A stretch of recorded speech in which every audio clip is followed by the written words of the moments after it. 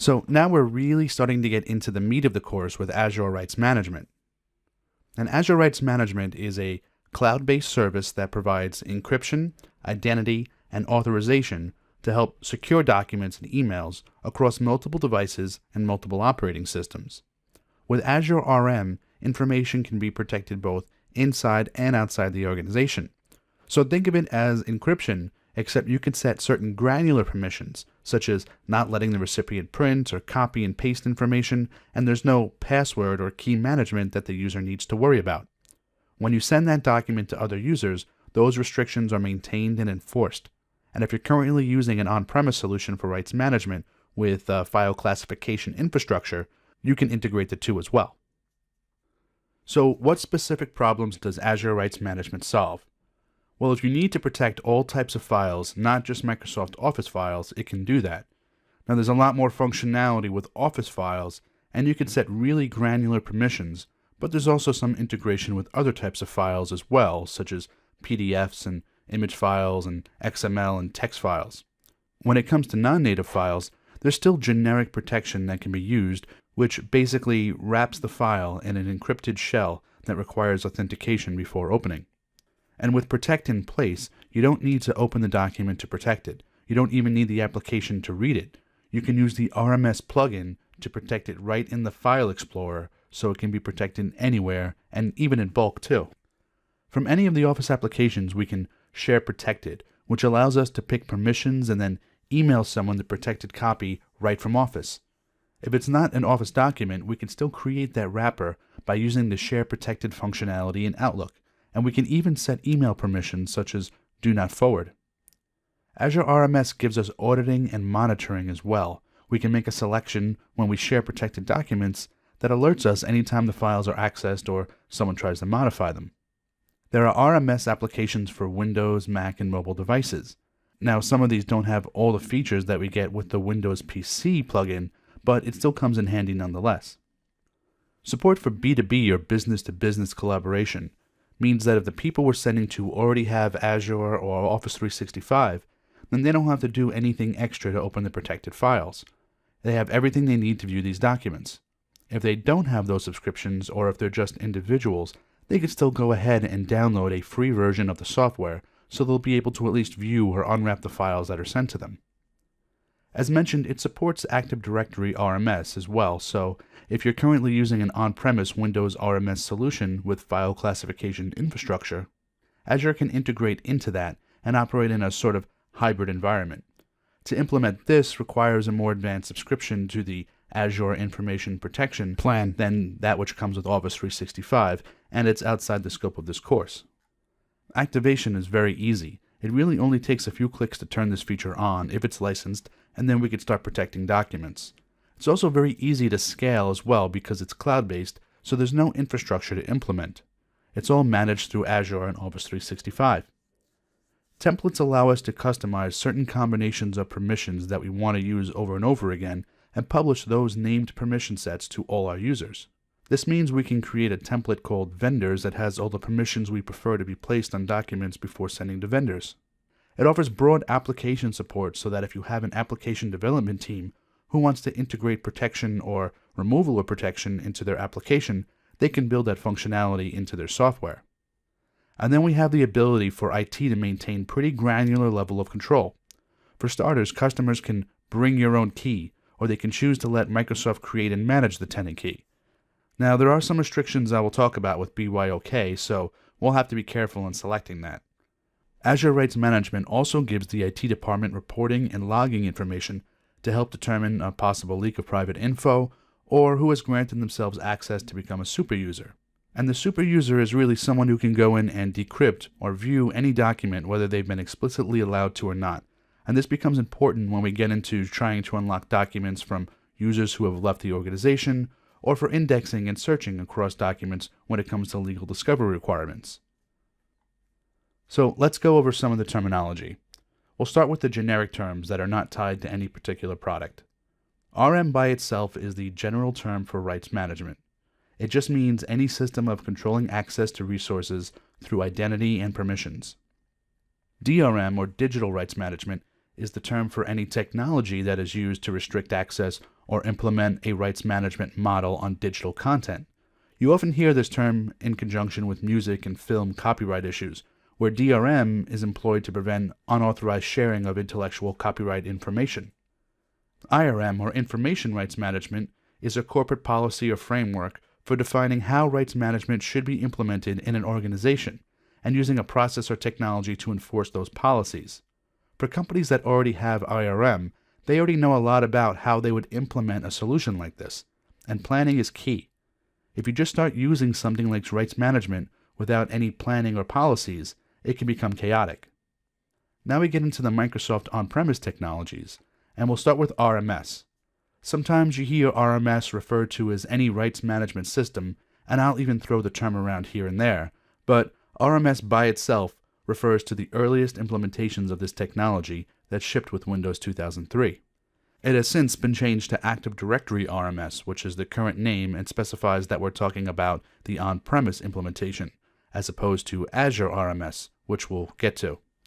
For AD RMS, the infrastructure is located on-premise. AD RMS makes use of a technology called FCI, or File Classification Infrastructure, which is a way for you to assign classification to files that dictate who and what permissions are associated. It's very similar to how Mandatory Access Control, or MAC, operates, and we'll talk very briefly about MAC in Objective 2.4. But FCI is a feature of Windows File Services and can be used with AD RMS to help protect documents. Azure Rights Management is the cloud-based implementation of Microsoft's RMS technology using Azure AD instead of on-premise AD, and it is referred to or abbreviated sometimes as Azure RM, ARM, or Azure RMS. But if you see AD or FCI, think on-prem. Otherwise, think cloud-based. Lastly, we have Azure Information Protection, or Azure IP. And this is a broader technology that includes labels and categorization similar to FCI, and it's meant to be a full IRM solution. However, Azure Rights Management is the technology that's used for protecting documents within Azure IP. So if you don't have an Office 365 subscription with Azure Rights Management, but you would like to implement it, you would buy an Azure Information Protection plan, which includes ARM. Speaking of plans, let's go over what plans include ARM. For Office 365 subscriptions, you get Azure Rights Management with E3 and E5. E4 has been discontinued, but some people might still have E4 plans and Microsoft hasn't converted them yet. As mentioned, you can also buy the Azure Information Protection plan separately if you don't already have an Office 365 plan with ARM, or you want the additional features such as integration with Active Directory RMS using the RMS connector, or document tracking and revocation.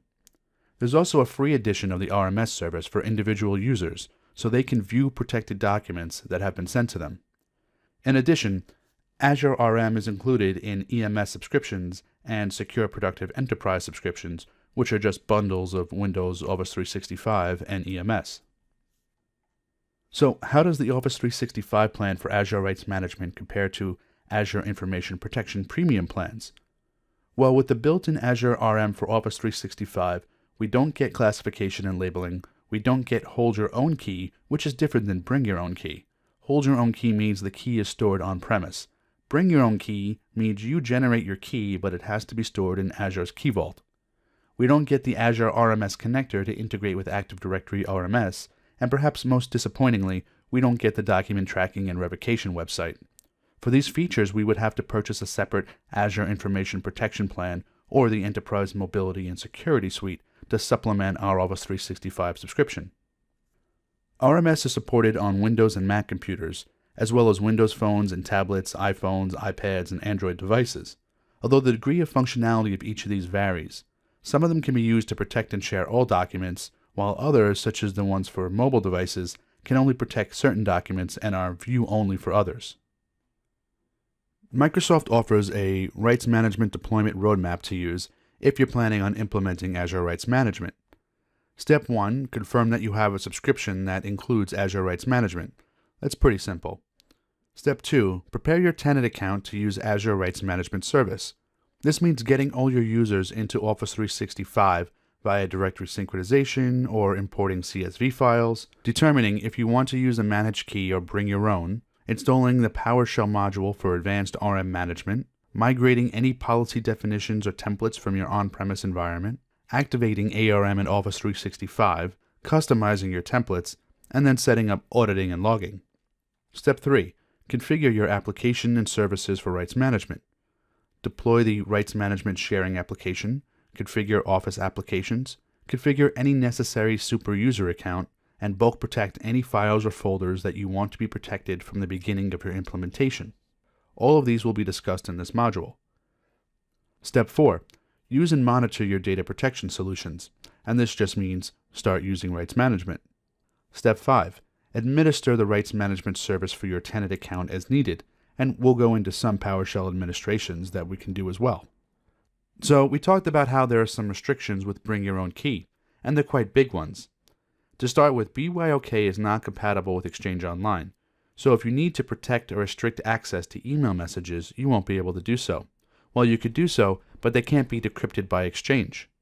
You also cannot use any malware scanning or data loss prevention scanning on encrypted emails, since Exchange will have no visibility. You also can't share with individuals outside the organizations who download the free viewer. Implementing BYOK even requires an additional purchase of the Azure Key Vault service, and you can't convert to a managed key once you've chosen BYOK. You have to unprotect everything and start again. If you need more information on these restrictions, please be sure to check the site listed here. So, we finally arrive at the namesake of this lesson, enabling Azure RM in Office 365. And to do this, we just open the Office 365 Admin Center and navigate to the Services and Add-ins and go to Microsoft Azure Information Protection. And this used to be called Azure Rights Management. A message pops up with a link to Manage Microsoft Azure Information Protection Settings. You click that and you're brought to the Rights Management screen where you can activate. It's only a few clicks and you're done. There are some things for Azure Rights Management that will need to be done in PowerShell, as you will see, and in order to do them, you will need to install the Azure Rights Management module for PowerShell. This is similar to the Active Directory module that we've already seen. For prerequisites, we'll first need PowerShell version 2 and .NET Framework 4.5. For a complete list of commandlets, check out the document listed here, but we'll go over the most common ones and the ones that could be on the exam. Connecting to the Azure Rights Management service is similar to how you connect to the Microsoft Online service. You first import the PowerShell module, and then you save your credentials to an object. You then use the Connect AADRM service commandlet to pass the credentials. You might think that the DRM in the name of this service stands for Digital Rights Management, but the name actually stands for Azure Active Directory Rights Management. Once connected to the module, one of the commands we can use is called Control Onboarding Policy. This lets you control who in your organization can protect documents and who cannot. It's meant to be used for testing and piloting the Azure RM features before rolling out to everybody. This way you don't run the risk of users protecting documents before you're ready. Or sometimes you want to disallow certain levels in the organization, such as temps and interns, from protecting documents, since they'll likely be gone shortly. Notice the ability to restrict using only users who are licensed as opposed to users who are not. This means that if you have a subscription that includes Azure RM, you could turn it on for the whole tenant, even if not all the users are at the E3 level or higher. Let's take a look at activating Azure Rights Management. Okay, so let's go ahead and activate our Azure Rights Management in our lab environment. So I'm on the lab server and about to log into the Office 365 portal. Okay, I'm still a global admin. My ADRAyer account, I really probably should remove that and use the AJD admin account, but this is a lab. Maybe I'll do it for the next one. Okay, so we're in the Office 365 Admin Center, and we're going to go to Settings, Service and Add-ins, and come down to the Microsoft Azure Information Protection. And again, this is sort of a new branding for it, but we have here, it just has a link for Manage Microsoft Azure Information Protection Settings, which we'll click on.